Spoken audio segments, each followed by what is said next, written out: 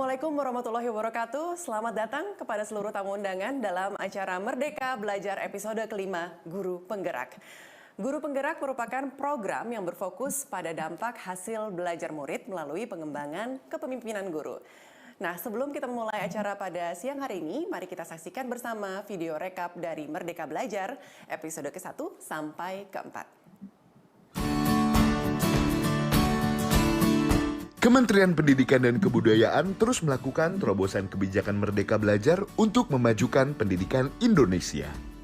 Dimulai dari Merdeka Belajar 1, yang mengubah ujian nasional menjadi asesmen kompetensi minimum dan survei karakter, menghapus ujian sekolah berstandar nasional, menyederhanakan rencana pelaksanaan pembelajaran guru, dan menyesuaikan kuota penerimaan peserta didik baru berbasis zonasi.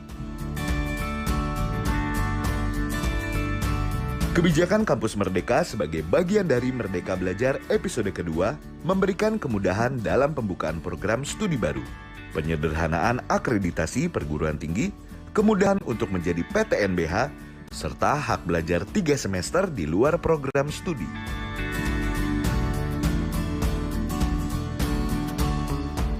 Terobosan kembali dilakukan oleh Kemendikbud pada Merdeka Belajar episode ketiga.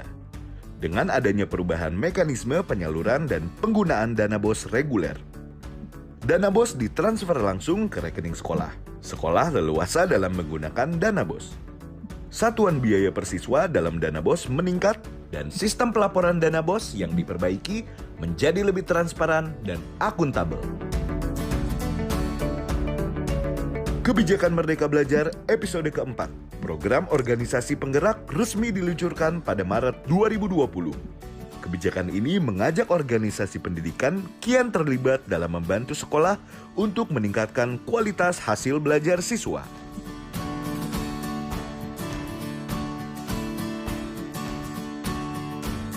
Dan tidak berhenti sampai di sini. Hari ini, Kemendikbud akan meluncurkan Merdeka Belajar episode kelima, Guru Penggerak.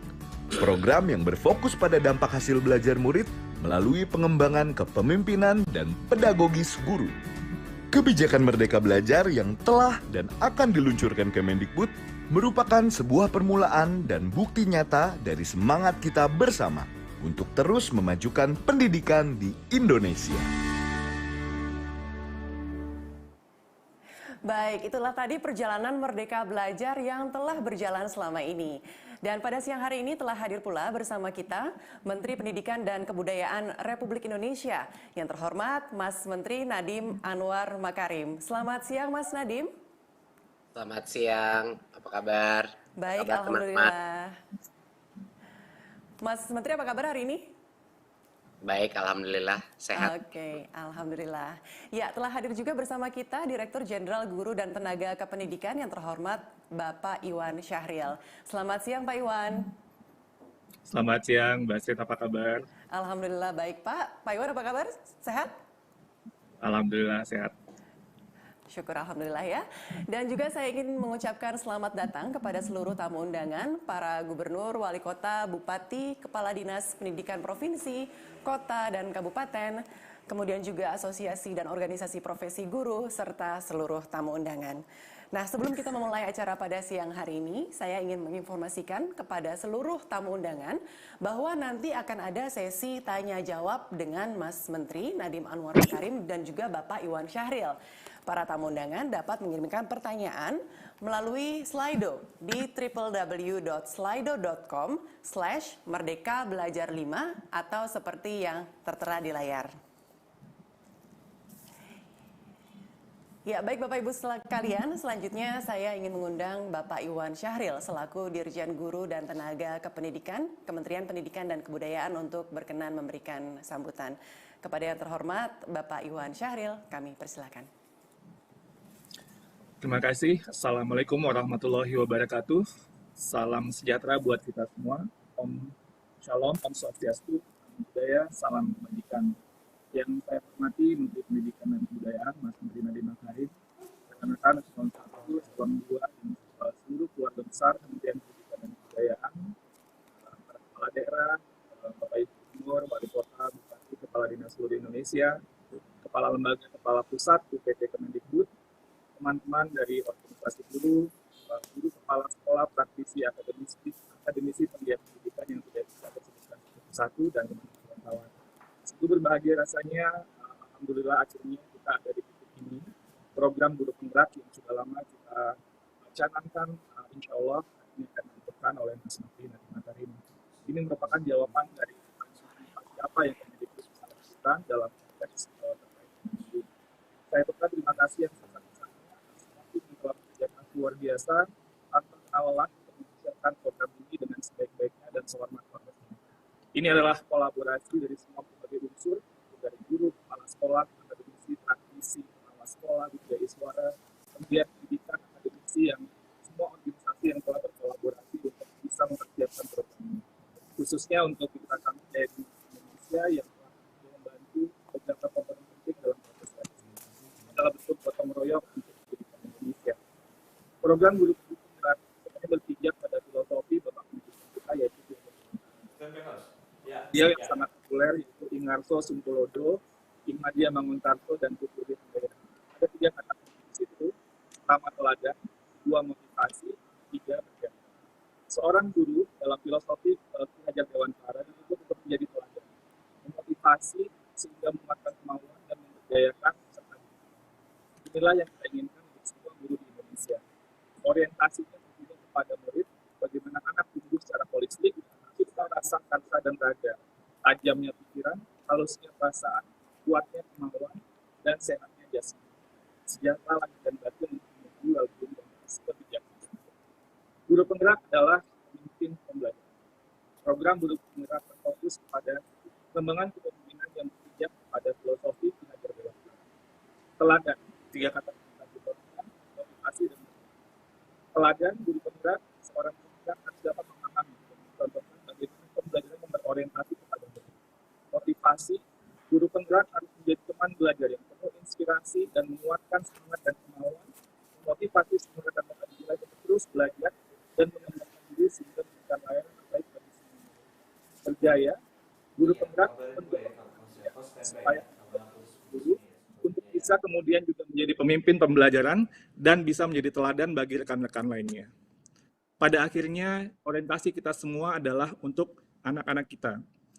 Seperti pesan Ki Hajar, bebas dari segala ikatan, dengan suci hati mendekati sang anak, tidak untuk meminta sesuatu hak, namun untuk berhamba pada sang anak. Marilah kita terus kuatkan kolaborasi dengan satu visi dan satu hati untuk Indonesia dan untuk anak-anak Indonesia.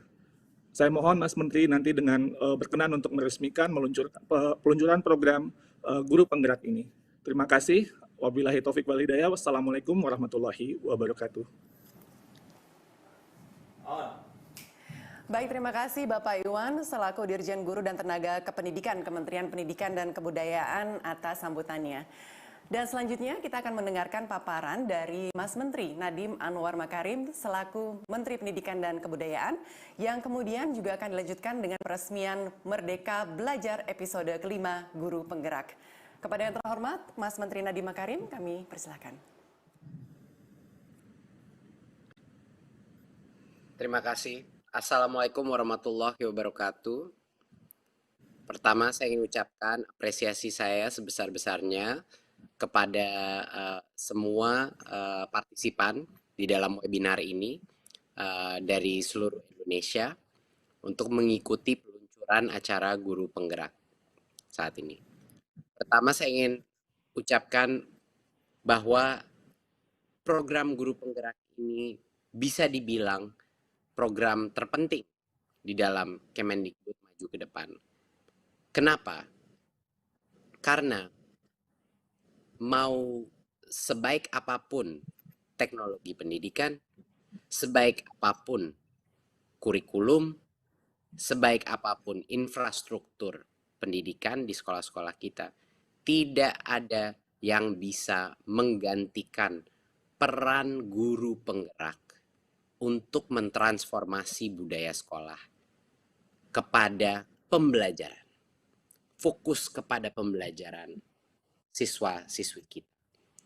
Guru penggerak adalah yang namanya ujung tombak itu adalah guru penggerak. Karena dia yang akan menggerakkan perubahan yang real.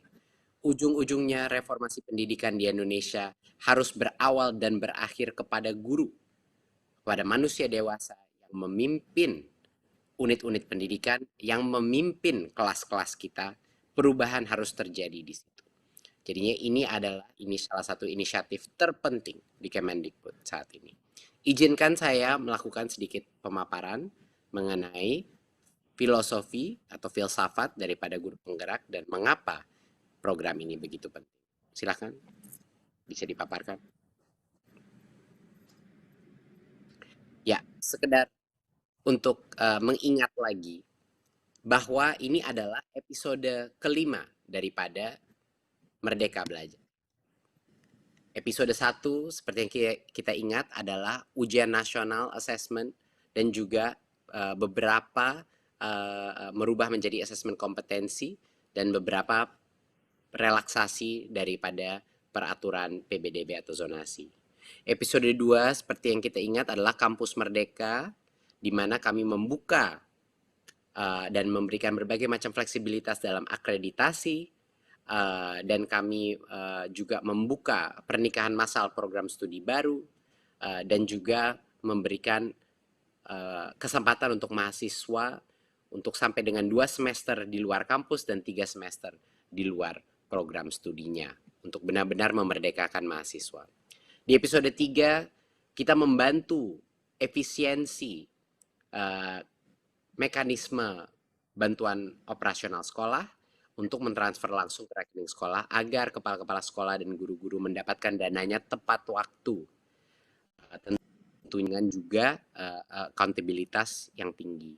Dan kami pun memberikan maksimum fleksibilitas untuk penggunaan dana BOS kepada kepala sekolah, apalagi di situasi pandemi seperti ini yang kita berikan berbagai macam fleksibilitas penggunaan anggaran untuk protokol kesehatan, untuk kuota internet, untuk murid maupun juga guru. Dan episode keempat, kami meluncurkan program organisasi penggerak, di mana kami melibatkan dan mengundang berbagai macam organisasi pendidikan untuk membantu sekolah-sekolah kita meningkatkan kualitas hasil belajar. Sekarang kita masuk episode kelima, teman-teman, untuk membahas guru penggerak. Guru penggerak adalah ujung tombak perubahan transformasi pendidikan kita. Tapi apa tujuan kita? Apa objektif atau tujuan daripada Merdeka Belajar?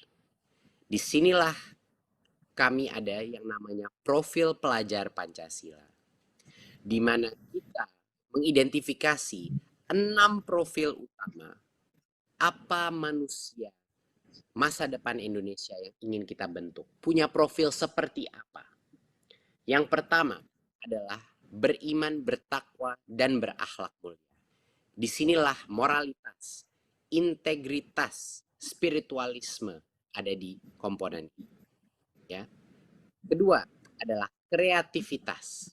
Kreativitas adalah kemampuan berkarya, kemampuan untuk menemukan jalan-jalan yang tidak konvensional, beradaptif terhadap perubahan, dan juga berinovasi, selalu senantiasa berinovasi. Kita ingin anak-anak kita bergotong royong, kemampuan kompetensi berkolaborasi dan bekerja sama sebagai suatu tim akan menjadi kompetensi yang terpenting di dunia kerja masa depan kita. Keempat, berkebinekaan global. Mempunyai rasa hormat terhadap perbedaan, mencintai keberagaman nasional kita, mempunyai spirit nasionalisme yang tinggi, dan saling mencintai sesama etnisitas, sesama agama, merasa spirit kesatuan itu terjadi. Dan yang kelima adalah kemampuan bernalar kritis, kemampuan memecahkan permasalahan, kemampuan berpikir secara kritis, kemampuan memproses informasi secara kritis, dan juga kemampuan berpikir secara terstruktur dan kuantitatif. Inilah namanya bernalar kritis.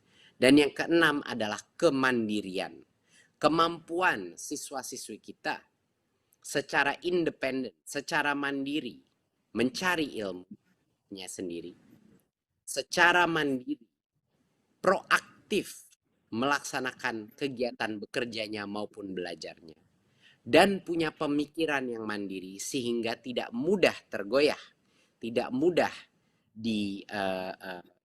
tidak mudah mempercayai informasi atau dibawa dalam grup-grup lain, tapi punya pemikiran yang merdeka dan mandiri.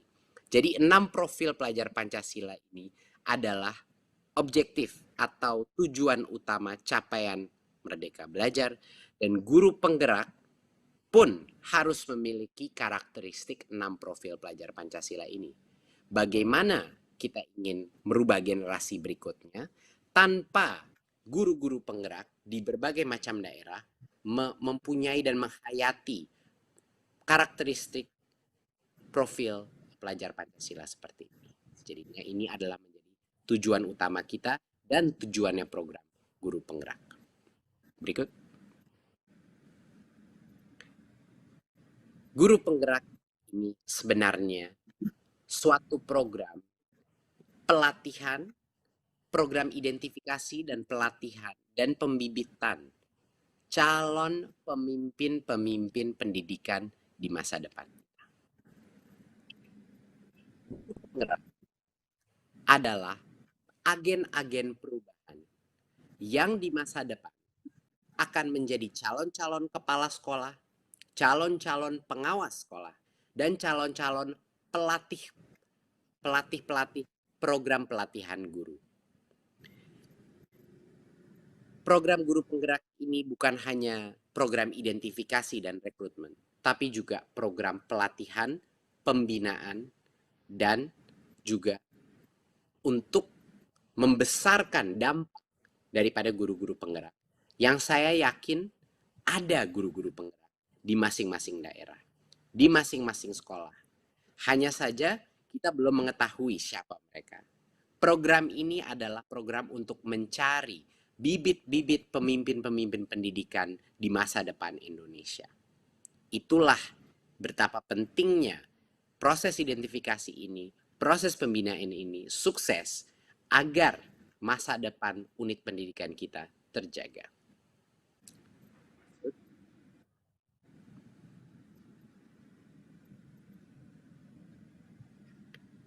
Apakah guru penggerak itu hanya guru yang baik saja, guru yang jago mengajar?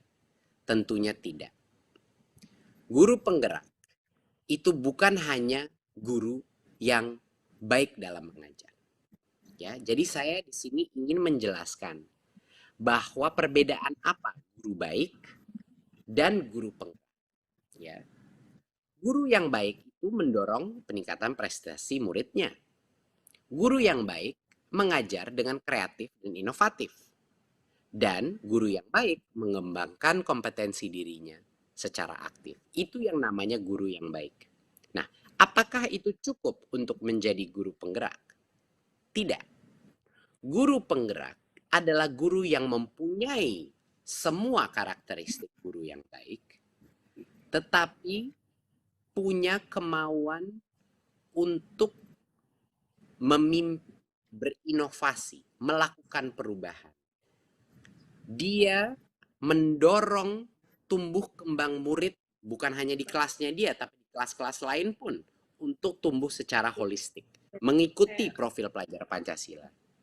Guru penggerak akan keluar daripada hanya kurikulum apa yang ditentukan, tapi juga melihat apa saja standar pencapaian profil pelajar Pancasila dan bagaimana merubah semua aktivitas belajar untuk menjaga keutuhan 6 profil pelajar Pancasila tersebut.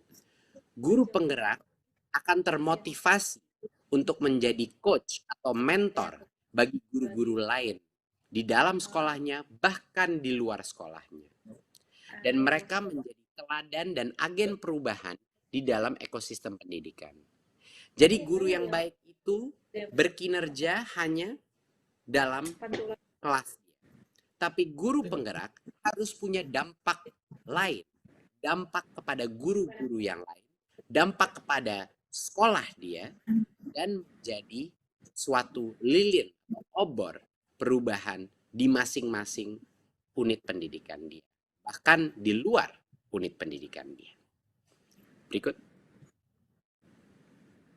Nah, apa yang akan kita lakukan dengan guru penggerak, program guru penggerak ini?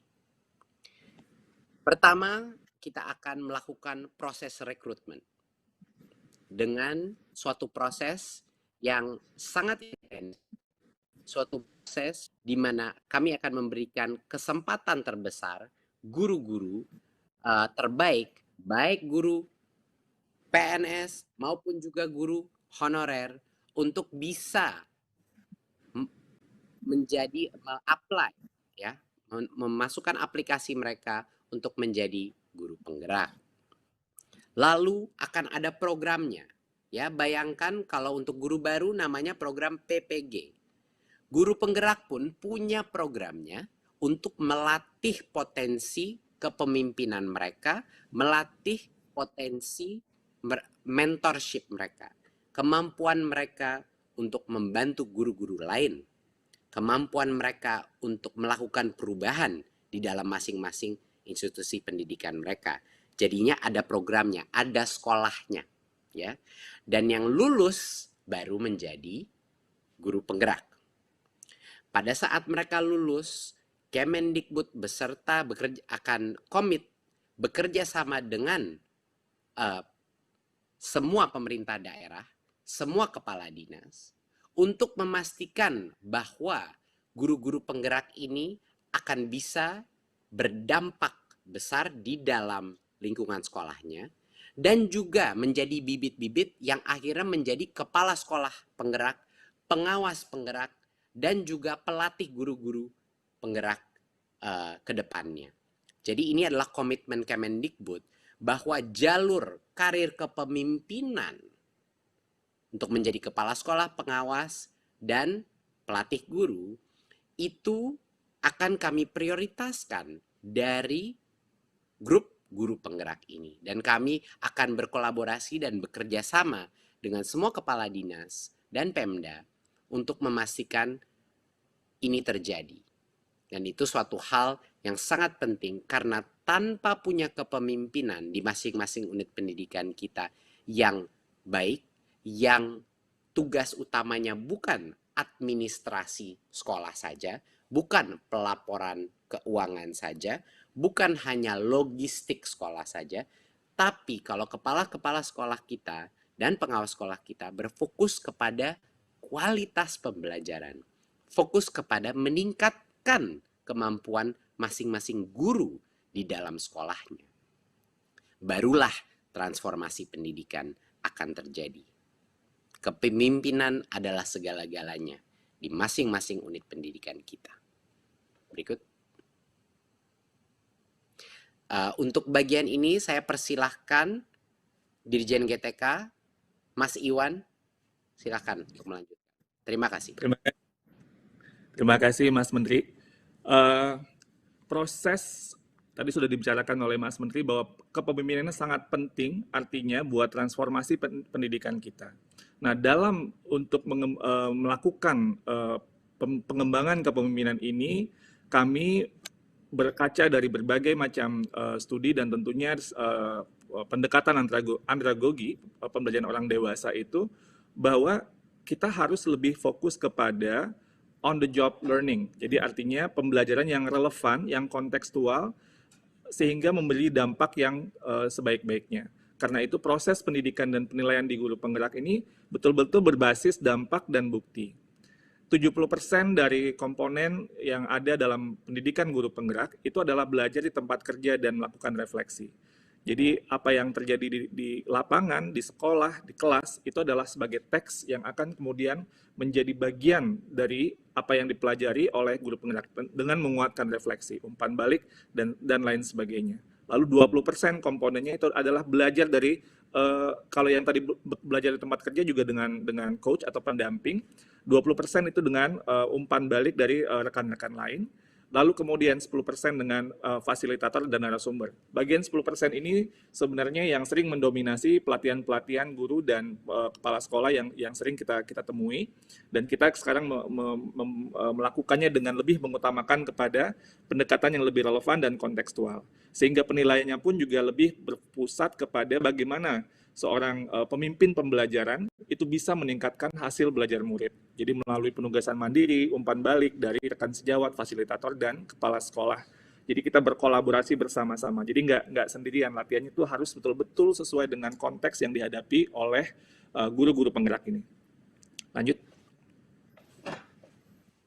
Nah, modul-modul atau pendidikan guru penggerak ini bisa kita bagi ada 3.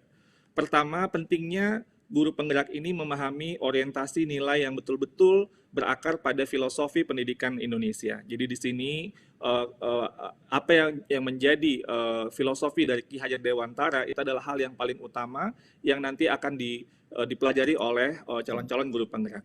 Apa yang kemudian menjadi peran guru penggerak? Visi guru penggerak itu seperti apa juga ini harus betul-betul clear sehingga kemudian bisa untuk nanti menerapkannya di praktek keseharian. Membangun budaya positif di sekolah itu juga hal yang sangat penting. Lalu kemudian bagaimana melakukan pembelajaran yang berorientasi kepada murid, yang berpihak kepada murid. Di sini teach at the right level, mengajar dengan diferensiasi sesuai dengan kebutuhan siswa, itu menjadi hal yang sangat penting untuk dikuasai. Lalu juga pendekatan pembelajaran sosio-emosional, jadi bukan hanya manusia bukan hanya tentang kognitif, tapi juga sosial dan emosi, itu juga sama pentingnya. Dan juga untuk melakukan bagaimana melakukan coaching dengan baik dan dengan produktif. Lalu, sebagai pemimpin pembelajaran, guru penggerak juga harus bisa untuk bagaimana mengambil keputusan, mengelola sumber daya, dan mengelola program sekolah yang berorientasi kepada sebesar-besarnya dampak kepada murid dan hasil belajar mereka. Lanjut. Nah, ini adalah timeline atau lini masa seleksi dan pelaksanaan pendidikan guru penggerak. Kami akan mulai dengan pembukaan pendaftaran calon guru penggerak tanggal 13 Juli dan akan dibuka hingga 22 Juli tahun 2020. Lalu dilanjutkan dengan seleksi tahap pertama tanggal 23 sampai 30 Juli. Registrasi, lalu ada esai, komponen esai, analisis studi kasus, dan tes bakat skolastik.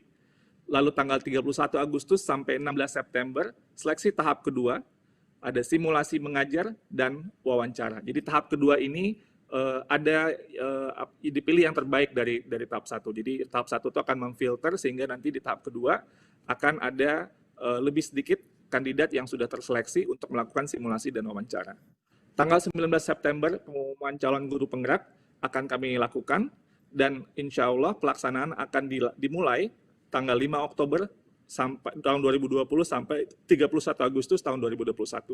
Jadi ini timelinenya cukup panjang karena memang yang kami inginkan adalah betul-betul pengembangan kepemimpinan ini seperti halnya pembelajaran itu memang perlu waktu yang cukup panjang tapi pembinaan yang betul-betul terfokus dan dalam hal ini kita ingin betul-betul fokusnya orientasi kepada murid sebesar-besarnya kepada hasil belajar murid.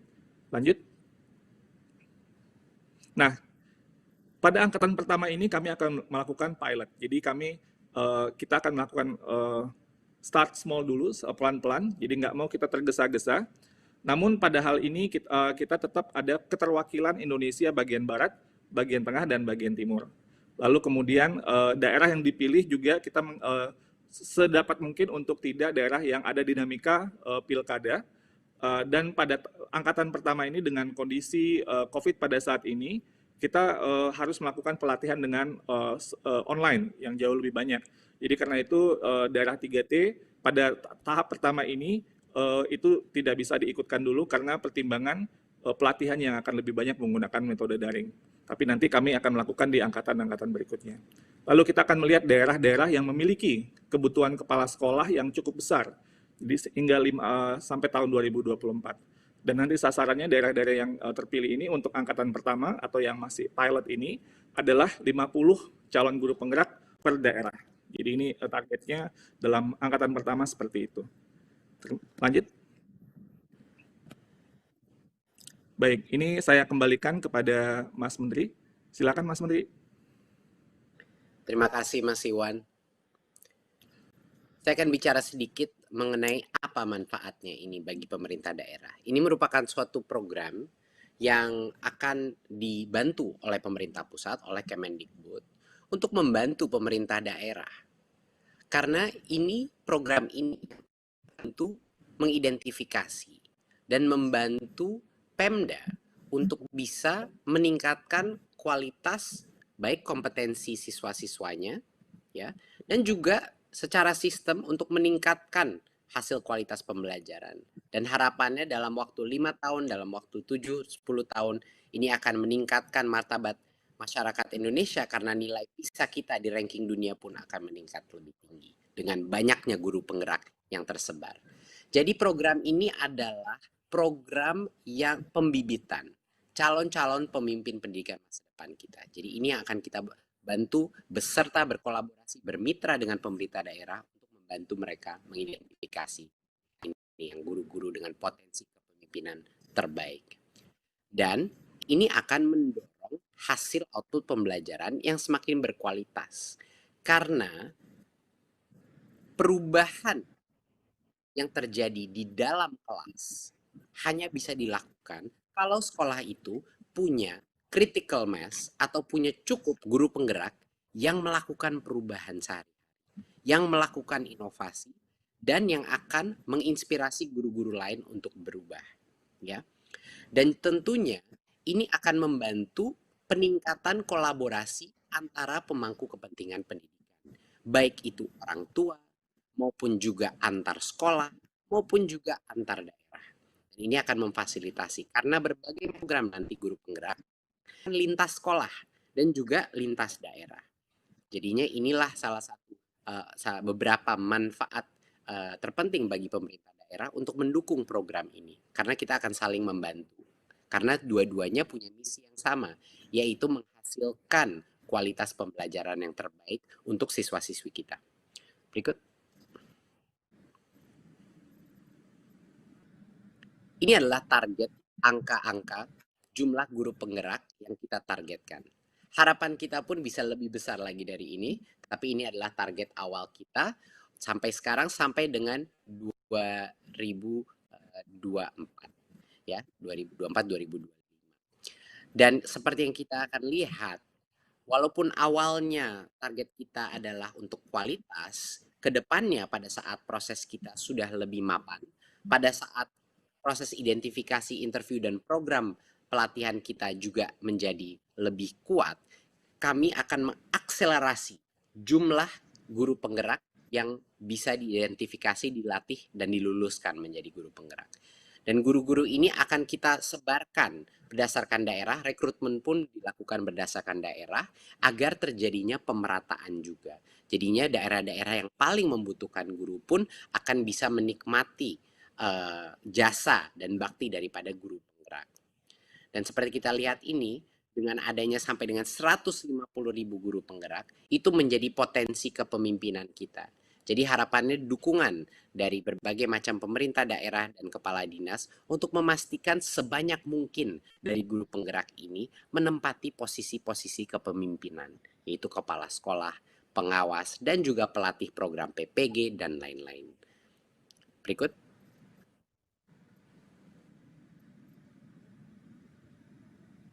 Kita dalam waktu 5 tahun tentunya tidak bisa tercapai transformasi pendidikan yang rampung dalam 5 tahun. Tidak mungkin. Proses transformasi pendidikan ini bisanya terjadi dalam waktu mungkin 10-20 tahun.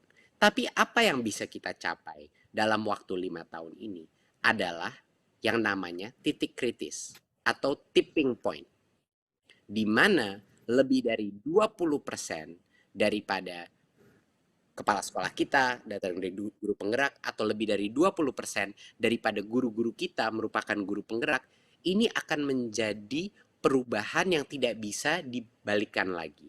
Ini akan menjadi perubahan yang berkelanjutan.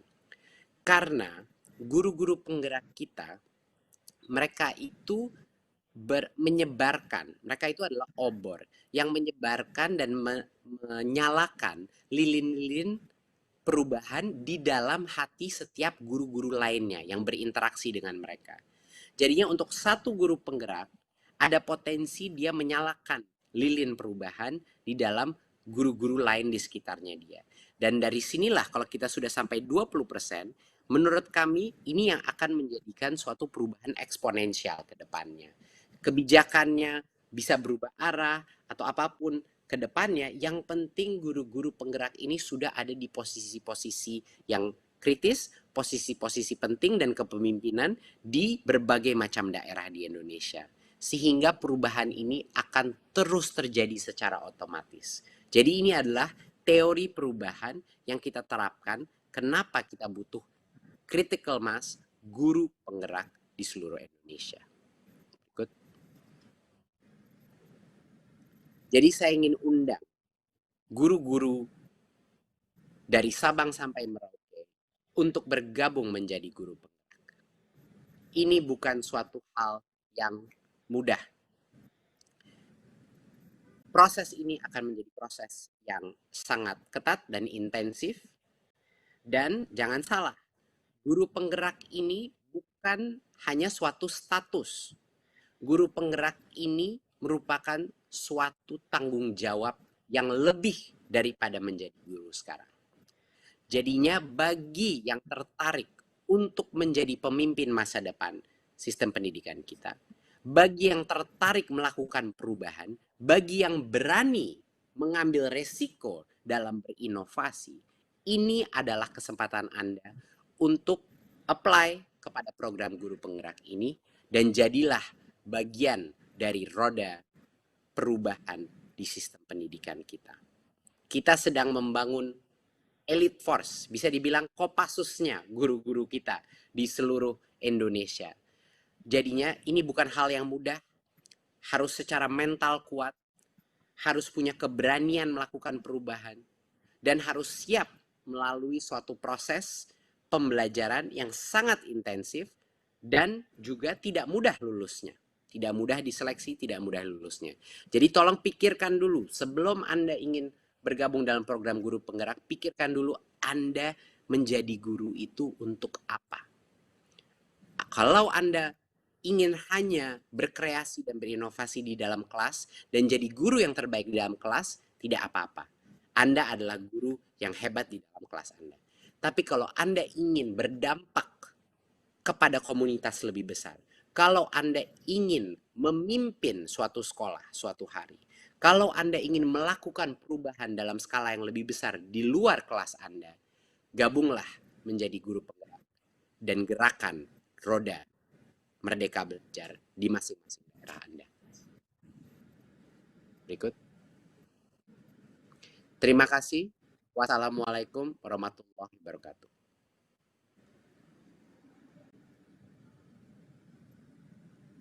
Waalaikumsalam warahmatullahi wabarakatuh. Terima kasih Mas Menteri Nadiem Makarim atas paparannya.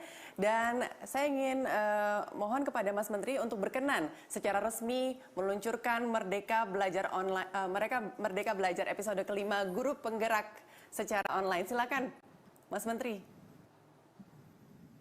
Dengan ini saya secara resmi meluncurkan episode kelima Merdeka Belajar Guru Penggerak.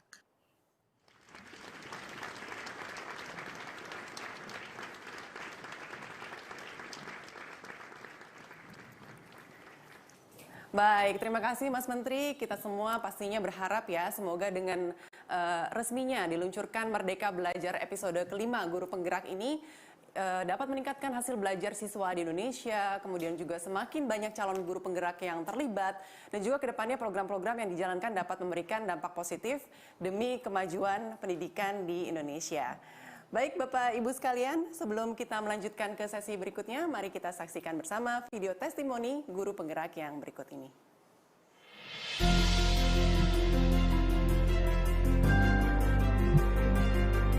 Harapan saya dengan adanya program guru penggerak dari Kemdikbud, maka akan dapat meningkatkan kualitas pendidikan secara merata di seluruh tanah air.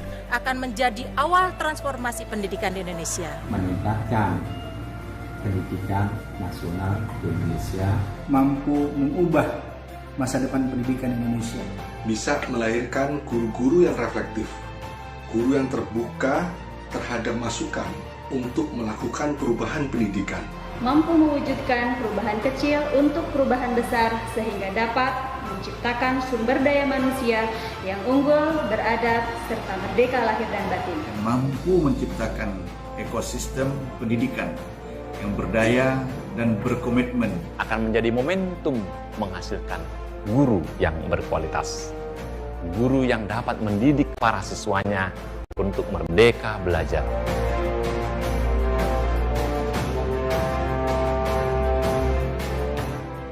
Kami menghimbau teman-teman guru di seluruh Indonesia, ayo menjadi guru penggerak yang mendorong well-being ekosistem pendidikan dalam meningkatkan kualitas pembelajaran. Para guru seluruh Indonesia, mari ikuti seleksi program guru penggerak.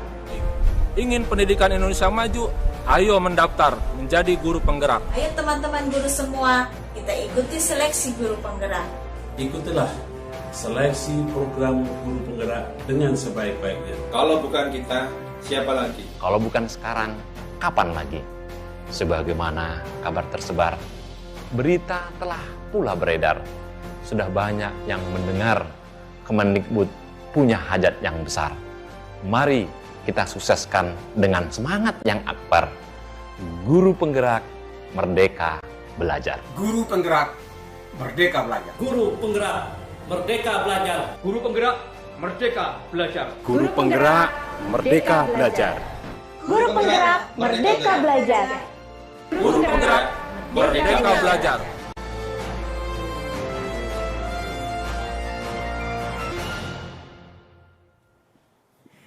Iya, baru saja kita menyaksikan video testimoni dari perwakilan Kepala Dinas Pendidikan, organisasi guru, dan juga para guru. Selanjutnya, kita akan berdiskusi langsung dengan Mas Menteri Nadiem Anwar Makarim dan 2 orang kepala sekolah. Nah, yang pertama adalah Ibu Mariance Wiladida atau akrab disapa Ibu An. Ibu An ini adalah Kepala Sekolah SDN 9 Masohi, Maluku Tengah. Sejak tahun 2016, Ibu An memimpin sekolahnya untuk bertransformasi sebagai sekolah ramah anak. Di sekolah ini menerapkan disiplin positif dan pembelajaran aktif yang berpusat pada murid. Hasilnya, murid bisa menyelesaikan konflik tanpa kekerasan, sehingga murid lebih bersemangat dan mandiri belajar. Dan yang kedua adalah Bapak Nyomandarta, Kepala Sekolah SMAN 1 Bali Mandara. Mayoritas murid di sekolah Pak Darta ini berasal dari keluarga miskin dan terindikasi tidak mengkonsumsi gizi yang cukup. Namun, Pak Darta percaya bahwa masing-masing murid memiliki potensi yang unik. Dengan program unggulan Research Based School atau satu murid satu riset.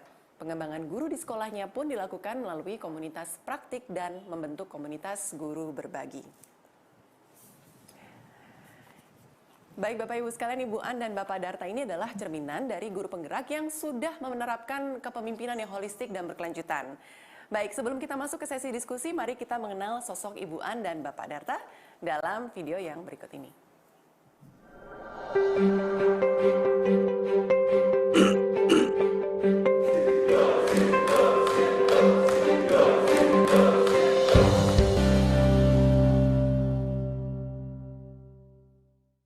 Om Swastiastu, saya Nyomandarta, Kepala SMA Negeri Bali Mandara. Saya bertugas di sekolah ini sejak sekolah ini berdiri pada tahun 2011 sampai sekarang, jadi sudah hampir 9 tahun. Sekolah ini memang didirikan oleh pemerintah Provinsi Bali khusus untuk menerima peserta didik yang berasal dari keluarga miskin. Untuk itulah maka langkah pertama yang kita lakukan adalah membuat mereka untuk berani bermimpi. Karena selama ini kita yakin mereka belum punya mimpi dan barangkali tidak berani bermimpi, yaitu lewat kegiatan yang namanya The Calling, untuk menulis apa tujuan mereka, apa cita-citanya, dan apa mimpi mereka. Itulah yang mereka kejar selama mereka menjadi murid di SMA Negeri Bali Mandara. Maka langkah kedua yang kita lakukan adalah menghilangkan stresnya itu lewat kegiatan yang namanya Consciousness Based Education, jadi pendidikan berbasis kesadaran, lewat kegiatan meditasi 2 kali sehari. Dengan demikian mereka menjadikan tempat ini sebagai rumahnya yang nyaman karena sudah didasari oleh kesadaran. Dan sekali lagi yang perlu diketahui, kita tidak pernah me-input siswa itu kita lihat dari nilai. Kita hanya melihat dari sisi kemiskinan. Jelas dari sisi IQ itu mereka hampir 85% berada di bawah rata-rata. Ini kita atasi dengan kegiatan namanya foundation, mulai dari dasar-dasar berhitung, perkalian, pembagian, pecahan, dan seterusnya. Jadi tenaga pengajar yang kami butuhkan di sini adalah tenaga pengajar yang didasari oleh ketulusan, keikhlasan, cinta, dan kasih sayang. Oleh karena itulah maka di sini kita ciptakan sebuah sistem di mana seluruh tenaga pengajar itu harus menyadari bahwa setiap peserta didik punya potensi yang unik.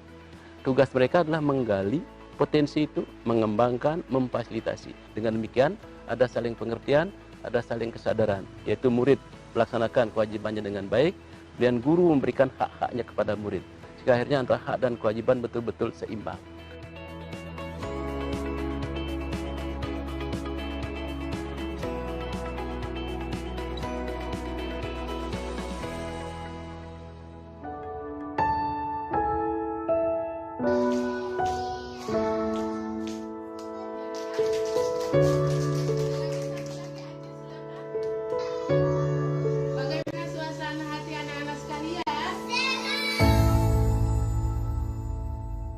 Nama saya Ibu Mariance Wiladida, SPD dari SD Negeri 9 Masohi. Yang saya lakukan sepanjang ini, bagaimana saya dapat bertransformasi menuju sekolah ramah anak itu, ada beberapa hal yang kami buat. Yang pertama adalah dengan melakukan penguatan pendidikan karakter yang saya bangun pada SD Negeri 9 Masohi itu. Saya sebagai kepala sekolah melakukan segala sesuatu itu dengan contoh. Begitu juga dengan guru memberikan contoh pada siswanya, sehingga di situ tidak ada unsur memerintah, karena sudah membuat satu kesepakatan bahwa ketika saling jumpa, kami semua saling bersapa. Kami menyadari sungguh bahwa dengan sapaan-sapaan itu juga atau sentuhan-sentuhan tertentu juga buat anak itu memberikan penguatan tersendiri bagi guru serta bagi anak didik kami. Nah, dampaknya itu adalah bagaimana kami di dalam proses pembelajaran itu di dalam sekolah itu sendiri saling menghormati dan menghargai satu sama lain. Bangga saya Pak melaksanakan sekolah ramah anak. Mari ketemu semua Bapak Ibu guru kepala sekolah yang ada di Indonesia ini, mari kita sama-sama melaksanakan pembelajaran sekolah ramah anak sehingga kita punya anak-anak murid ini bisa dia punya hak-hak terpenuhi, dan juga anak-anak ini dia bisa termotivasi secara baik di dalam meningkatkan mutu pendidikan yang ada pada semua instansi, serta bagaimana menjadi kota layak anak, provinsi yang layak anak, dan negara yang layak dengan anak.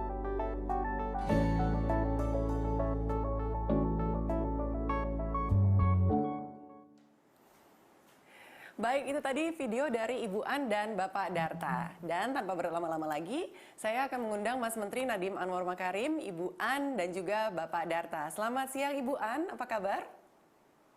Selamat siang Ibu, selamat siang Mas Nadiem. Selamat siang, Bu An. Iya, selamat siang, Pak Darta. Selamat siang, Ibu. Selamat siang, Mas Menteri. Selamat siang, Pak Darta. Iya, Mas Menteri, tadi kan kita semua ini sudah melihat bersama-sama profil dari Ibu An dan juga Bapak Darta. Mungkin dari Mas Menteri ada yang mau disampaikan atau ditanyakan kepada Ibu An dan Bapak Darta? Silakan. Susah sekali untuk menyampaikan. Saya malah ingin sesi ini lebih mendengarkan dan ingin belajar dari Ibu An sama Pak Darta mengenai bagaimana melakukan perubahannya. Satu hal yang saya lihat dari cara bicara Ibu An sama Pak Darta, berapa kali menyebut untuk anak, untuk anak, untuk anak. Ini salah satu benang merah yang saya tarik dari semua guru penggerak atau kepala sekolah penggerak adalah orientasi kepada anak yang luar biasa. Seperti obsesi. Semua itu ya untuk anak. Dan pada saat kita mengerahkan paradigma itu kepada anak, hal-hal yang kita lakukan menjadi jauh lebih jelas kan. Arah pembelajaran kita menjadi jelas. Jadi saya salut dan apresiasi sama Ibu An sama Pak Darta untuk menginspirasi bukan hanya komunitas sekitar sekolah Ibu, tapi saya sebagai menteri menjadi jauh lebih semangat melihat aktivitas-aktivitas yang dilakukan Bu An sama Pak Darta. Jadi kalau izin saya boleh menanyakan beberapa pertanyaan ya? Boleh? Silakan Pak. Boleh Pak. Oke, kalau saya mau tanya Bu An dulu. Bu An, pada saat Ibu melakukan perubahan-perubahan tersebut di sekolah Ibu, apa tantangan utamanya? Apakah ada resistensi atau tidak pada saat Ibu mulai melakukan perubahan? Terima kasih atas kesempatan yang diberikan Mas Nadiem. Saya mau menyampaikan tantangan-tantangan yang saya hadapi ketika saya mau melaksanakan terutama pada pendidikan sekolah ramah anak, yang dimana Bapak Kepala Dinas Pendidikan dan Kebudayaan Maluku Tengah, Bapak Askan Tuasikal, melegalkan SD Negeri 9 Masohi sebagai sekolah ramah anak. Di situ saya punya tantangannya sangat besar. Pertama adalah dari sekian guru yang ada, cuma hanya 3 orang saja yang bisa mengikuti kegiatan dan mau untuk melaksanakan sekolah ramah anak itu tersendiri. Tapi di sisi lain saya tidak mau berhenti sampai di situ. Tetap saya berjuang dengan maksimal dan tetap saya melakukan koordinasi baik dengan guru-guru yang ada. Dan yang kedua, saya juga selalu membangun hubungan baik dengan guru-guru sehingga tetap mengedukasikan semua hal-hal baik kepada guru sehingga mereka bisa menerima itu. Yang kedua adalah di saat yang tantangan yang saya hadapi ketika guru-guru itu yang tidak mau melaksanakan sekolah ramah anak itu ketika tahap 2 untuk melaksanakan sekolah ramah itu yang narasumbernya yang datang dari Ibu Fasnas Nasional Nyonya Siti Hani Talaohu waktu itu, saya membuat surat tugas bagi guru-guru yang tidak mau melaksanakan sekolah ramah anak itu dan saya suruh mereka untuk melakukan atau mengikuti sosialisasi kegiatan-kegiatan sekolah ramah anak itu tersendiri, Pak. Dan ketika pulang saya bertanya apa saja yang didapatkan pada saat sosialisasi sekolah ramah anak itu. Dan mereka beberapa guru itu yang memang belum merubah, mereka menyampaikan Bu, sekolah ramah baik dan luar biasa itu mereka punya menaikkan perasaan mereka saya. Nah di kesempatan itu saya memanfaatkan waktu yang ada selalu berkoordinasi dengan pihak-pihak lain dengan Kepala Dinas dan Fasnas sehingga saya selalu mendatangkan itu fasilitator atau sumber sehingga tetap saya optimis bisa melaksanakan sekolah ramah anak itu pada SD Negeri 9 Masohi. Yang terakhir adalah di dalam tantangan itu Mas Nadiem, yang terakhir saya tetap optimis bahwa saya berharap dan berniat bahwa ada keajaiban dan mujizat yang terjadi sehingga kita berbicara tentang perubahan itu karakter dan sebagainya itu berpulang pada pribadi kita masing-masing dengan niat yang tulus bahwa kita tetap optimis bahwa sekolah ramah anak itu tetap dilaksanakan. Yang mereka guru-guru saya mengucapkan terima kasih banyak. Ternyata di dalam sekolah ramah anak mempunyai manfaat sangat besar Mas Nadiem. Pertama adalah dampak bagi saya sebagai kepala sekolah. Saya lebih sabar menghadapi mereka yang berubah karakter berbagai macam corak ragam karena kita beda tapi satukan bingkai kebinekaan. Kemudian bagi guru, mereka tidak terlalu capek untuk mengajar berteriak-teriak. Sudah merubah mindset berpikirnya bahwa dari yang dulu selalu pukul meja, bukan tulis. Tapi sekarang kalau tinggal dengan kode, kita belajar dengan kode saja, mereka sudah lebih nyaman di dalam menyampaikan informasi pembelajaran yang berpusat pada siswa itu sendiri. Kemudian siswa juga lebih nyaman dengan guru yang tadinya itu guru suka bentak, tapi sekarang ketika sampai saling memeluk, saling mengulaskan kepalanya seperti begini, sehingga punya dampak yang sangat besar dari sekolah ramah anak itu sendiri. Nah, yang terakhir kepada dampak sekolah ramah anak itu pada orang tua adalah bagaimana orang tua itu sendiri dia bisa menerima kenyataan apa adanya bahwa anak itu mempunyai keunikan tersendiri yang tidak bisa dibeda-bedakan terhadap anak-anak yang lain. Itu Luar Mas. biasa Bu An. Saya mendengar beberapa hal tadi yang luar biasa pentingnya. Yang pertama adalah tidak ada yang namanya perubahan tanpa berdarah-darah. Itu pertama. Sangat pasti ada resistensi, pasti ada tantangan. Jadi kalau kita tidak tabah, kalau kita tidak selalu berjuang untuk perubahan itu, berarti itu akan sulit sekali terjadi. Dan yang kedua saya dengar adalah berapa kali Ibu An harus mengulang-ulang sosialisasi lagi. Ayo bantu membujuk guru-guru lain dan lain berulang-ulang kali bahwa repetisi dan komunikasi yang konsisten itu luar biasa pentingnya. Dan yang ketiga adalah poin saya yang saya dengar dari Bu An. Banyak orang tidak menyadari Bu An, koneksi antara sekolah yang menyenangkan bagi murid dan pembelajaran. Banyak orang mengira sekolah yang menyenangkan itu sekolah yang ya udah nggak ada pelajarannya apa-apa, ya senang-senang aja, berarti nggak ada pembelajaran. Seolah-olah itu dua hal yang berbeda. Padahal psikologi anak yang merasa aman, psikologi anak yang merasa nyaman di dalam sekolah, potensi pembelajaran dia eksponensial. Sedangkan anak yang merasa tertekan dan secara psikologis tidak aman, dia itu tidak bisa menampung informasi lebih banyak. Terima kasih Bu An. Saya mau pindah ke Pak Darta sebentar Pak Darta. Pak Darta telah berhasil melakukan suatu perubahan pedagogi hingga anak-anak di kondisi sosioekonomi paling rendah pun bisa bukan hanya sukses, tapi saya dengar banyak anak-anak dari lulusan SMA-nya Pak Darta itu bahkan kuliah di universitas yang baik-baik di Indonesia, bahkan ada yang sampai di luar negeri. Benar itu Pak Darta? Benar. Benar, Mas Menteri, benar. Bisa jelaskan nggak Pak Darta? Bukan semuanya, tapi apa inisiatif atau intervensi yang Pak Darta lakukan yang benar-benar merubah segala-galanya? Menjadi katalisnya itu apa? Ya, terima kasih Mas Menteri. Seperti kita ketahui, SMA Negeri Bali Mandara itu khusus menerima anak dari keluarga miskin. Di 100% dari keluarga miskin. Membina, mendidik anak miskin tidak mudah. Mereka hampir sebagian besar broken home, sebagian besar pemalu, isi tidak cukup, fasilitas mereka belum pernah punya. Maka langkah pertama yang kami lakukan adalah mengajak mereka untuk bermimpi. Karena kami yakin sebelumnya ini mereka tidak pernah bermimpi dan tidak berani bermimpi. Maka langkah pertama itu kami sebut dengan nama The Calling.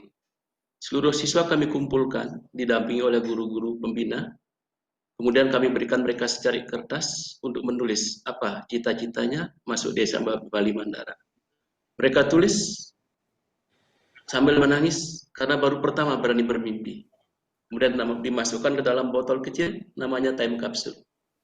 Akhirnya botol itu kami simpan dalam kotak namanya The Calling Chest. Itulah yang mereka kejar selama 2 tahun, 3 tahun, atau 4 tahun.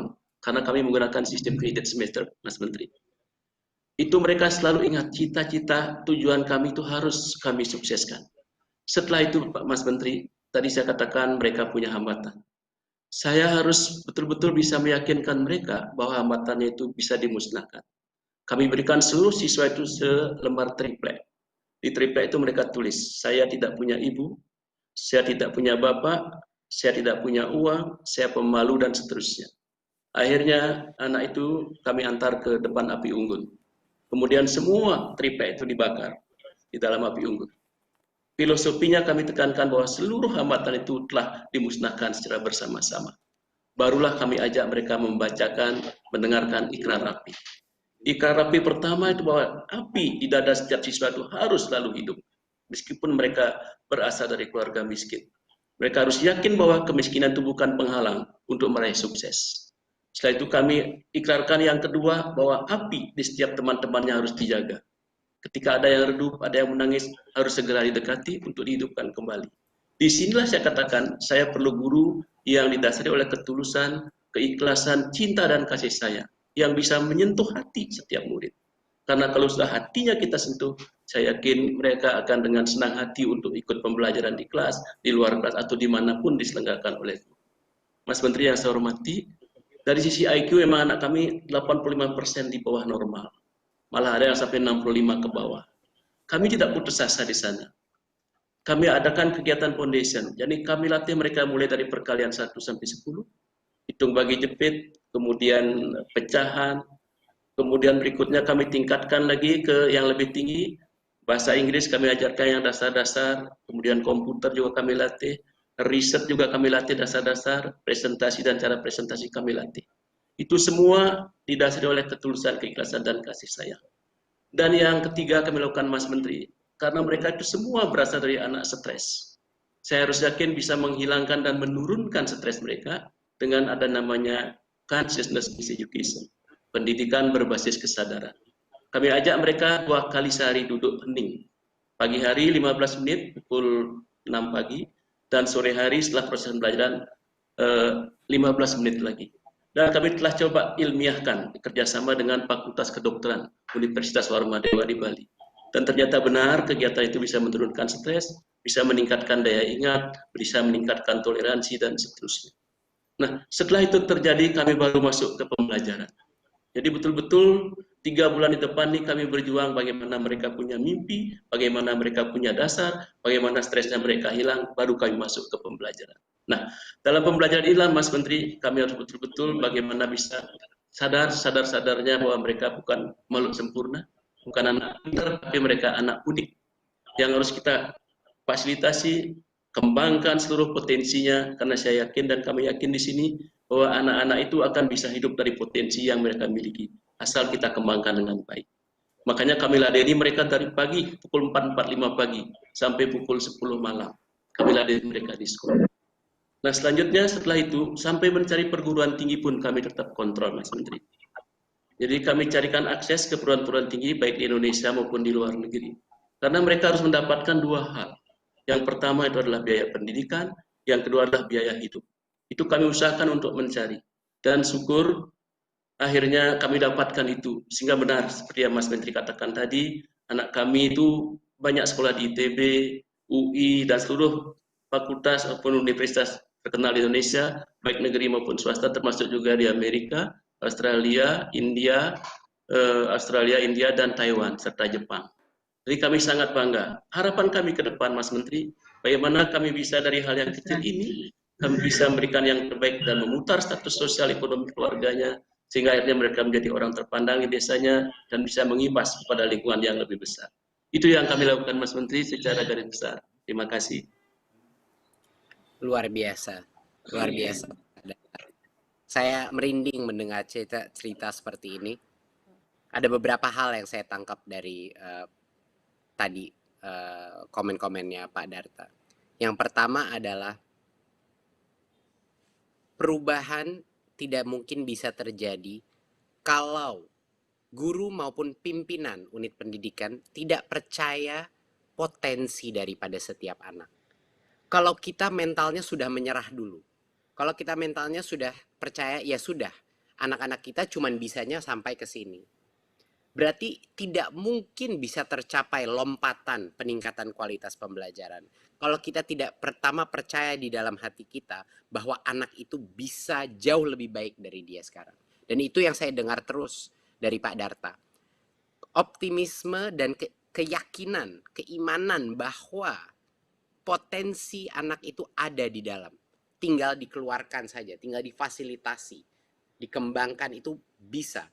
Nggak ada yang namanya anak bodoh, nggak ada yang namanya anak tidak bisa. Itu hanya adalah bagaimana kita menciptakan suatu lingkungan untuk melepaskan potensi tersebut. Itu yang pertama. Dan yang kedua adalah mengikuti kemampuan masing-masing anak. Tadi saya dengar dari Pak Darta, dari sisi matematiknya dan pedagoginya, bukannya mengikuti apa yang harus dikerjakan sekarang kelas 4 silabus, mengikuti tapi Bapak memikirkan dan memberikan semua guru-guru itu kebebasan untuk mengikuti level kompetensinya, karena yang terpenting bukannya semua standar sama, yang terpenting adalah setiap anak belajar, setiap anak meningkatkan kapasitas dia. Jadinya bagaimana Pak Darta menurunkan kurikulum itu, menurut saya sangat inovatif dan tepat. Dan yang terakhir adalah pengertian dasar anak, psikologis anak. Ini yang banyak sekali mungkin belum difahami di berbagai macam sekolah, bahwa psikologis anak itu adalah prakondisi untuk pembelajaran itu terjadi. Pada saat dia stres, pada saat dia tidak merasa aman, pada saat dia sendiri tidak percaya kapabilitas dia, tidak ada itu namanya motivasi terbuat. Guru itu bisa berjam-jam mencoba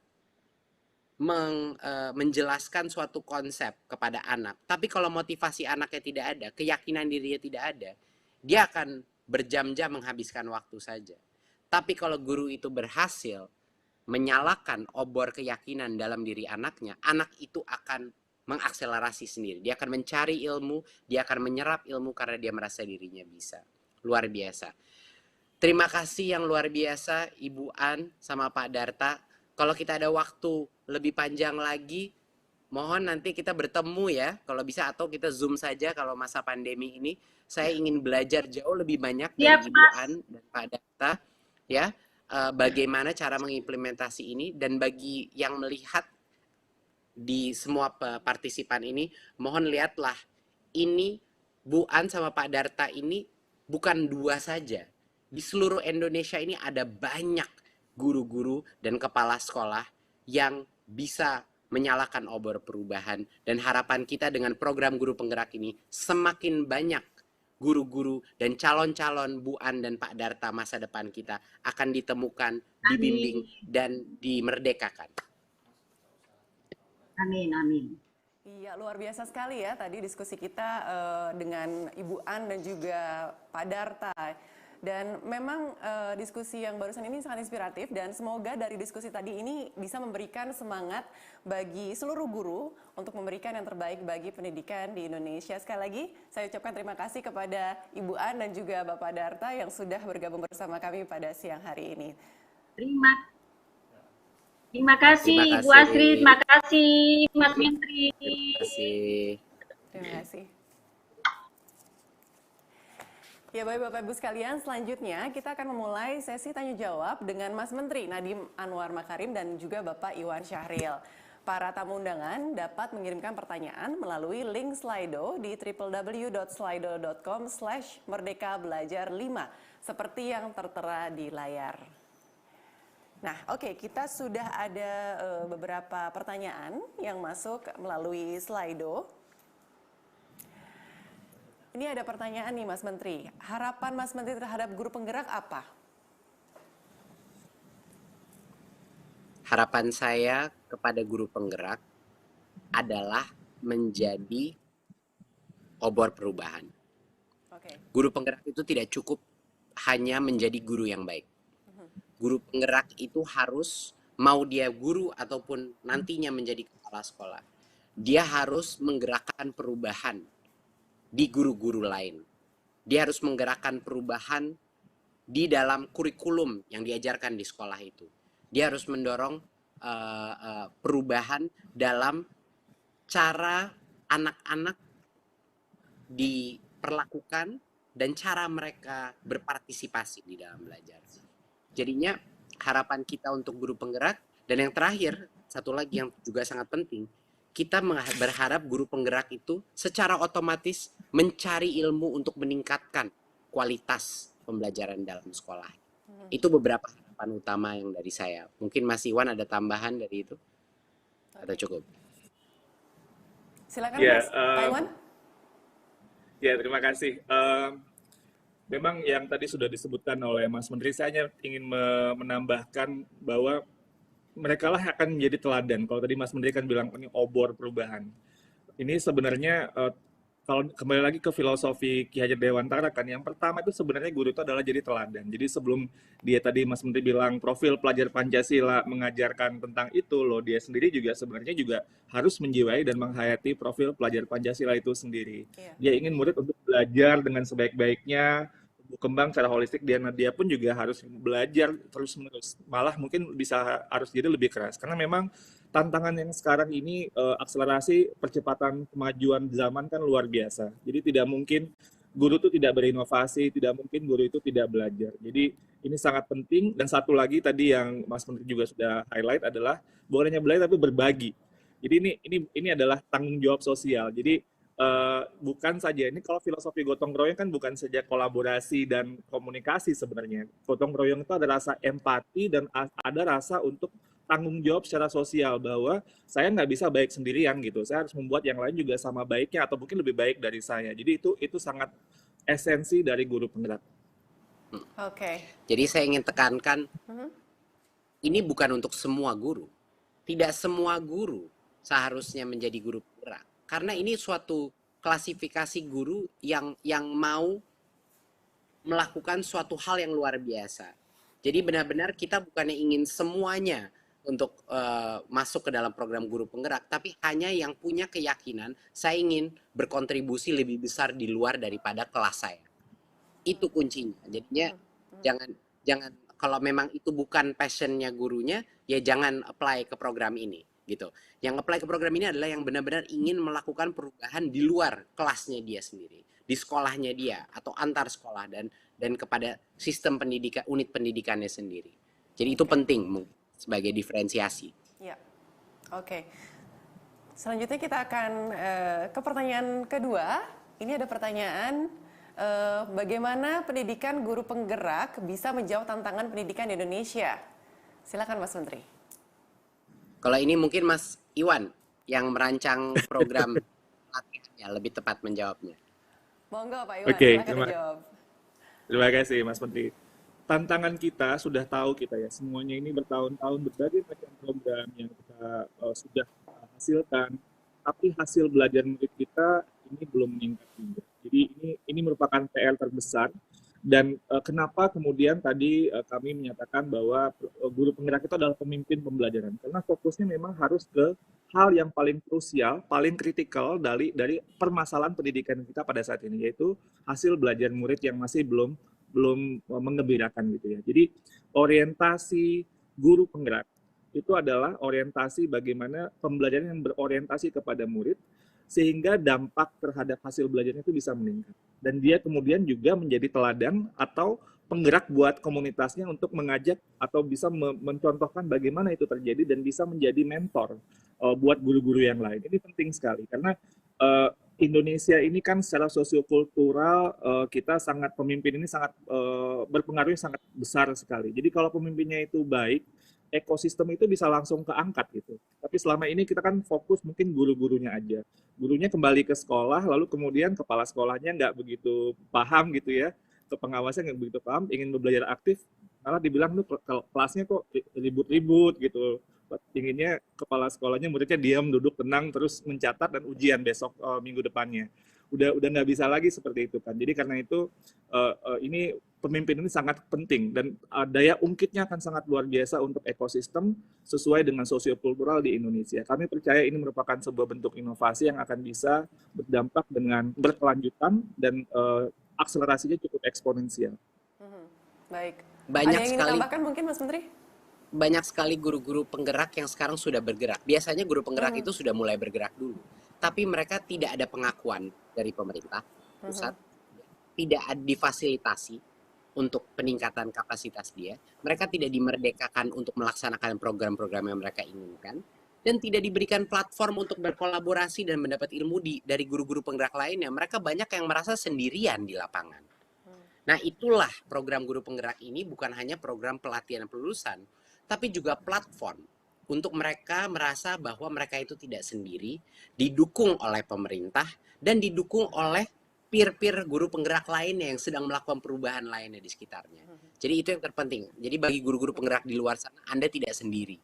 Ada banyak seperti Anda. Dan ini yang akan kita satukan menjadi satu grup yang akan menjadi calon-calon pemimpin masa depan unit pendidikan kita. Betul, jadi kata kuncinya adalah dukungan ya Mas Menteri ya, jadi dukungan bersama sehingga kita bisa memajukan yang tadinya mungkin dia berasal dari daerah yang katakanlah pelosok di Indonesia gitu kan, tapi dia ingin melakukan perubahan, guru-guru semacam itu bisa keluar dan bisa mendapat perhatian juga dari pemerintah daerah dan juga pemerintah pusat seperti itu. Baik, kita ke pertanyaan berikutnya. Dari Nur Eko Sucahyono, apakah program guru penggerak dilaksanakan berkesinambungan? Dan apakah sekolah swasta juga dilibatkan secara berimbang dengan guru negeri? Ini gimana Mas Menteri? Silakan bisa dijawab. Ya. Silakan Mas Iwan dulu. Baik, mengenai program. Terima kasih Mas Menteri. Pak Cahyo ya Mbak Astrid? Nur Eko. Oh, Pak Nureko. Pak Nureko, ya. Terima kasih atas pertanyaannya. Iya, jawabannya iya. Ini berkelanjutan sebagaimana tadi yang sudah disampaikan oleh Mas Menteri. Itu kita tiap tahun itu tahun ini memang kita diawali dengan 1 angkatan dulu, tapi nanti setiap tahun akan ada 3 angkatan. Nah, ini akan terus berdampak sehingga pertumbuhannya eksponensial seperti tadi yang sudah disampaikan oleh Mas Menteri, sehingga menjangkau lebih banyak daerah, lebih banyak guru dan lain-lain sebagainya. Tentu saja semua guru itu harus bisa ikut ya. Jadi ini bukan cuma eksklusif untuk guru negeri, ini guru swasta, guru honorer. Ini boleh untuk mendaftar untuk menjadi pendidikan guru penggerak ini. Jadi silakan teman-teman guru dari negeri maupun swasta, guru honorer juga bisa ikut di program ini. Karena yang terpenting tadi yang sudah digarisbawahi oleh Mas Menteri adalah kemauan untuk bergerak, kemauan untuk bukan saja baik untuk kelasnya atau sekolahnya, tapi juga untuk berdampak pada ekosistem pendidikan Indonesia. Kita ingin membuka kesempatan besar mungkin, karena proses seleksi ini tidak akan mudah untuk masuk. Jadi kita harus benar-benar membuka dan memberikan kesempatan yang adil bagi berbagai macam jenis status guru, baik di swasta, honorer, PNS, dan lain-lain. Yang penting itu adalah jiwa kepemimpinan mereka, hati mereka, dan juga kompetensi mereka, kemampuan mereka. Jadi itu hal yang kita akan buka sebesar mungkin sehingga kami mendapatkan kualitas yang terbaik untuk yang pertama, sebelum kita menjadikan program ini semakin besar. Dan kesinambungannya itu menurut saya yang terpenting, dan ini melanjutkan apa yang Mas Iwan bilang tadi. Kesinambungannya adalah untuk memastikan mereka benar-benar masuk posisi-posisi kepemimpinan di unit pendidikan kita. Itu adalah komitmen kita bersama gitu, bahwa benar-benar kepala sekolah masa depan kita dan juga pengawas kita dan instruktur PPG kita semuanya datang dari grup-grup penggerak ini. Itu yang merupakan suatu strategi kesinambungan yang terpenting. Wah, tentunya ini merupakan kabar baik ya kepada seluruh guru di Indonesia. Karena tadi juga saya pribadi berpikir bahwa program ini khusus untuk guru-guru di sekolah negeri. Tapi ternyata guru-guru di sekolah swasta pun mempunyai kesempatan yang sama untuk ikut program guru penggerak ini. Oke, kita ke pertanyaan selanjutnya. Apakah program ini menyasar guru seluruh jenjang pendidikan dan seluruh kota atau kabupaten? Dari pertanyaan yang keempat ini. Silakan Pak dijawab. Mungkin Pak Iwan terlebih dahulu. Oke, baik. Terima kasih Mbak Astrid. Program guru penggerak ini adalah program nasional. Tentunya kita akan melihat seluruh jenjang kita libatkan dari PAUD, SD, SMP, SMA gitu ya. Nah, dan semua daerah akan mendapat kesempatan untuk nanti terpilih daerahnya untuk ikut, tapi tentunya secara bertahap. Seperti tadi kami ingin fokus karena ini berpusat pada proses, melihat dampak dan direfleksi secara berkelanjutan sehingga kami juga bisa lebih yakin nanti untuk ekspansi secara lebih besar. Tentunya yang paling penting di sini adalah nanti yang akan menjadi pendamping guru penggerak itu sendiri. Nah, ini kan memang akhirnya nanti angkatan-angkatan awal itu yang akan menjadi coach buat angkatan-angkatan berikutnya. Jadi itu yang kami pastikan itu ada gitu ya. Jadi tidak bisa kita langsung membuka semuanya ikut, karena memang kita harus betul-betul jaga kualitasnya, dan ini penting sekali. Kualitas itu penting sekali untuk dijaga, kalau tidak nanti dampak yang kita harapkan itu tidak bisa terjadi dengan baik. Tapi seperti tadi yang digambarkan, kita mulainya pelan-pelan dulu, tapi nanti itu ada masanya dia naik dengan cepat sekali. Jadi ada big picture-nya Mbak Astrid. Oke, tadi targetnya berapa Pak untuk pilot ini, yang untuk yang pertama program guru penggerak ini? Pilot yang pertama ini 2.800 peserta. 2.800 peserta dari Sabang sampai Merauke ya, seluruh Indonesia terbuka kesempatannya. Ya, nanti ada daerah-daerah yang kami pilih seperti ada kriteria-kriteria awal tadi yang misalnya kebutuhan kepala sekolahnya paling besar. Lalu, pada tahap pertama ini karena situasi COVID dan lebih banyak daring untuk menjamin keterlanjutannya ya non 3T lebih diutamakan dulu. lalu kemudian daerah yang pada masa ini belum tidak melaksanakan pilkada karena dinamika politik daerah juga itu juga jadi pertimbangan kami. Mungkin, ya, jadi betul-betul fokus sehingga awal ini inkubasinya betul-betul sebaik mungkin.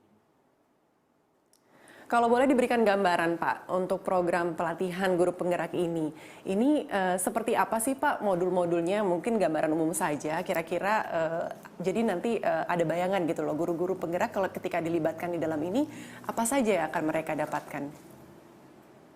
Ya, modul-modulnya seperti tadi yang sudah kita sampaikan juga ya. Jadi lebih banyak itu kita lebih berfokusnya kepada mentoring atau coaching. Dan lebih banyak pada konteks yang apa yang dialami oleh guru-guru di lapangan gitu ya. Jadi mereka sebenarnya tidak berhenti mengajar, mereka tetap mengajar. Justru konteks mengajarnya mereka dan sekolah mereka itulah yang akan menjadi teks yang akan menjadi bagian dari program pengembangan guru penggerak. Jadi nanti ada proyek yang mereka lakukan fokus kepada bagaimana misalnya dengan kondisi sekolah mereka itu bisa mereka memimpin sebuah inisiatif untuk meningkatkan hasil belajar murid dan kemudian menggerakkan guru-guru yang lain. Jadi itu bagian dari coaching yang akan dilakukan oleh pendamping guru penggerak. Okay. Jadi pendekatannya lebih reflektif berbasis data lalu kemudian menganalisis data untuk bagaimana peningkatan secara berkelanjutan. Jadi betul-betul relevan ya. Jadi kontekstual. Jadi nggak biasanya itu kan workshop misalnya di ruangan yang bagus gitu, kemudian nanti kembali ke sekolah, kembali lagi workshop lagi gitu ya. Nah, kami lebih fokusnya lebih langsung di sekolah karena memang orang adult learn, gitu ya, andragogi kan kalau kita belajar di perusahaan pun atau di organisasi manapun kan inginnya langsung dibimbing langsung di tempat kerja kita kan, gimana sih melakukan pekerjaan ini gitu. Jadi nggak ruangan atau tempat yang asing, kita nggak diasingkan dari konteks yang sebenarnya. Jadi itu penting sekali supaya dampaknya berkelanjutan. Apalagi kita fokusnya ke murid kan. Jadi kalau kita nggak di sekolah tuh kadang-kadang sense-nya itu agak kurang sensitif gitu. Jadi lebih bagus ada di sekolah tuh lebih tajam orientasi kepada anak. Jadi itu yang betul-betul. Ya. Baik Pak Iwan, terima kasih. Nah, ini ada pertanyaan selanjutnya nih Mas Menteri dan juga Pak Iwan. Apa kaitannya guru penggerak dengan program organisasi penggerak? Silakan. Mungkin Pak Iwan atau Mas Menteri akan menjawab pertanyaan ini. Kaitan guru penggerak dengan program organisasi penggerak. Oke. Ya. Program organisasi penggerak sebenarnya juga, jadi kalau gini, kita ujung-ujungnya itu kan adalah murid, dan muridnya belajarnya kan di sekolah. Nah, program organisasi penggerak sebenarnya juga bagian dari bagaimana kita mengintervensi langsung terjadi peningkatan kualitas hasil belajar murid yang ada di sekolah gitu. Tapi intervensinya dengan strateginya berbeda nih. Kalau guru penggerak itu kita fokusnya ke kepemimpinan, pembelajaran. Tapi kalau organisasi penggerak itu adalah gotong royong, komunitas pendidikan yang sudah banyak melakukan kegiatan-kegiatan yang inisiatif yang berbasis bukti, apakah dalam program literacy, numeracy, dan karakter, yang kemudian berdampak pada peningkatan apakah kualitas gurunya, kepala sekolahnya, dan muridnya.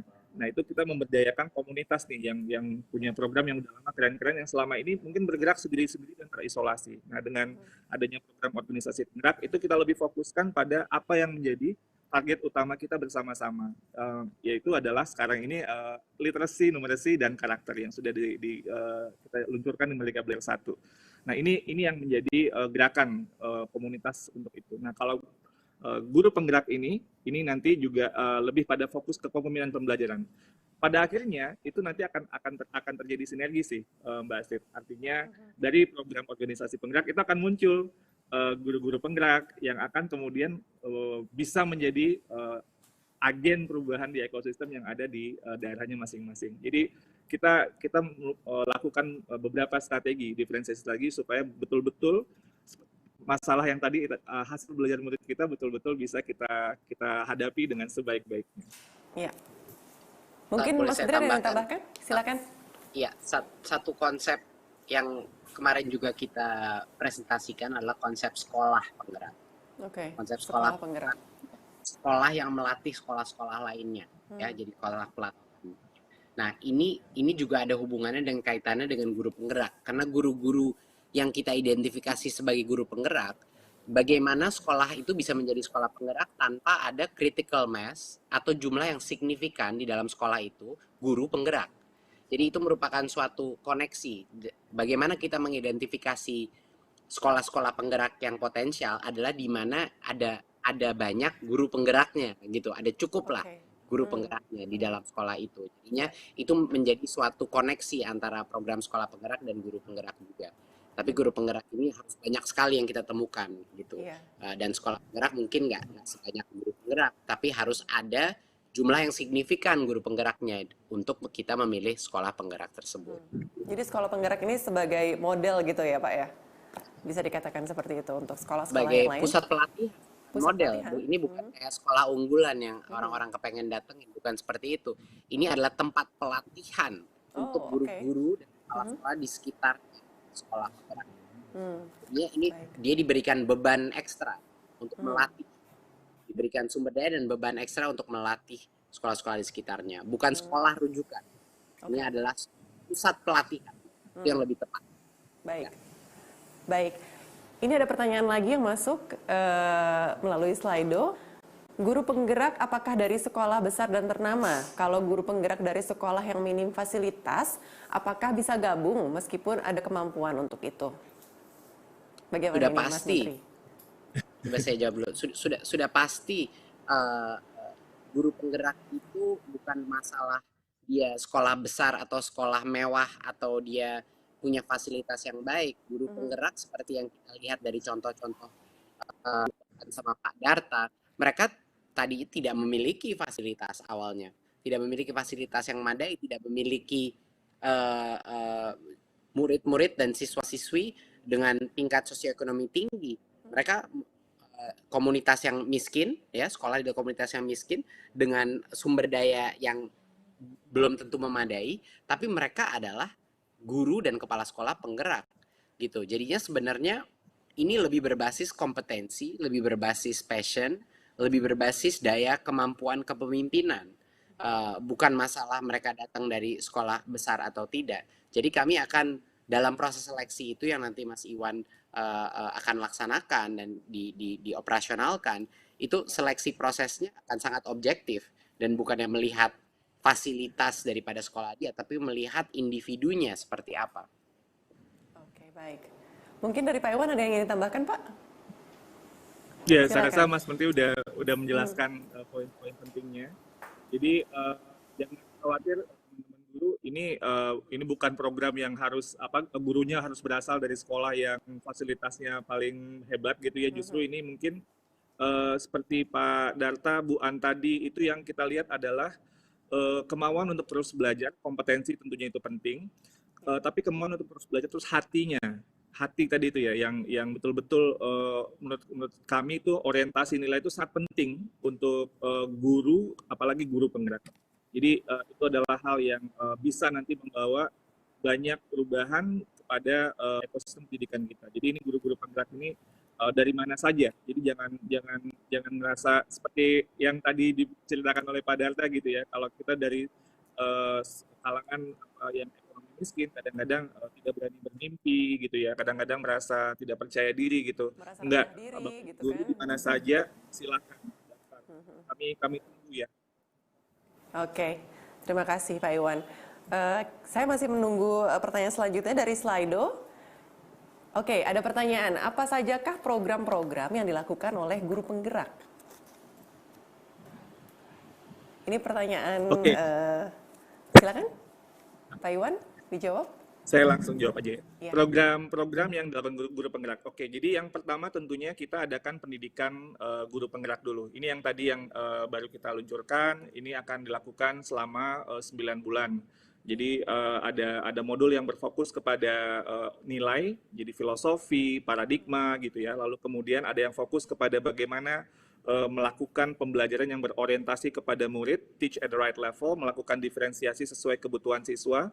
Lalu dimensinya bukan hanya kognitif tapi juga sosial, emosional, melakukan coaching, dan kemudian pengembangan kepemimpinan. Jadi bagaimana memanfaatkan sumber daya, bagaimana mengelola program, bagaimana mengambil keputusan yang betul-betul fokus kepada orientasinya kepada murid. Jadi ini bagian yang penting dalam pengembangan kepemimpinan guru penggerak.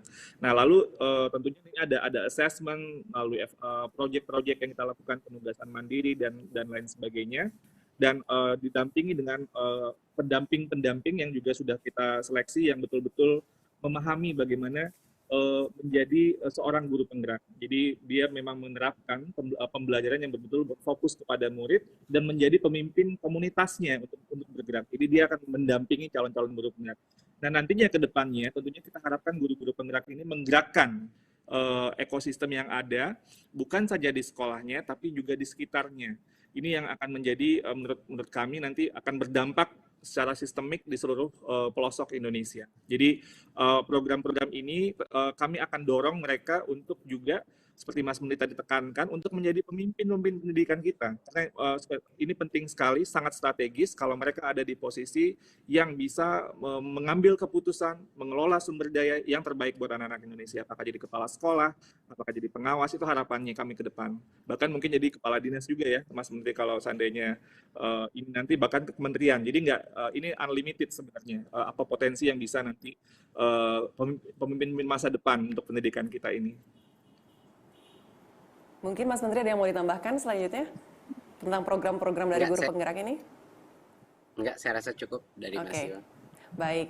Baik, tidak terasa ini waktu juga yang harus mengakhiri sesi tanya jawab kita pada siang hari ini, dan saya ingin mengucapkan terima kasih kepada Mas Menteri Nadiem Anwar Makarim serta Bapak Iwan Syahril atas waktunya pada hari ini, dan kita semua berharap program guru penggerak yang baru saja kita luncurkan pada siang hari ini dapat berjalan sukses demi kemajuan pendidikan di Indonesia. Terima kasih sekali lagi saya ucapkan kepada Menteri Pendidikan dan Kebudayaan Republik Indonesia, Mas Menteri Nadiem Makarim atas waktunya, dan juga Pak Dirjen Bapak Iwan Syahril yang sudah hadir pada kesempatan siang hari ini. Kami persilakan untuk Mas Menteri dan juga Pak Iwan untuk meninggalkan acara dan melanjutkan agenda selanjutnya. Ya, Bapak Ibu sekalian, acara pada hari ini telah berakhir. Kami mengucapkan terima kasih Anda telah menyaksikan acara Merdeka Belajar episode kelima Guru Penggerak. Dan kami mengajak Bapak dan Ibu guru untuk mendaftarkan diri sebagai calon guru penggerak mulai tanggal 13 Juli melalui laman sekolah.penggerak.kemdikbud.go.id/guru-penggerak. Iya, dan semoga pendidikan guru penggerak ini dapat mencetak agen-agen transformasi pendidikan di seluruh Indonesia sehingga tercipta generasi penerus yang unggul, berdaya saing, dan berkarakter Pancasila. Sekali lagi saya ucapkan terima kasih atas perhatian Bapak Ibu sekalian. Saya Astri Megatari, pamit undur diri. Wassalamualaikum warahmatullahi wabarakatuh.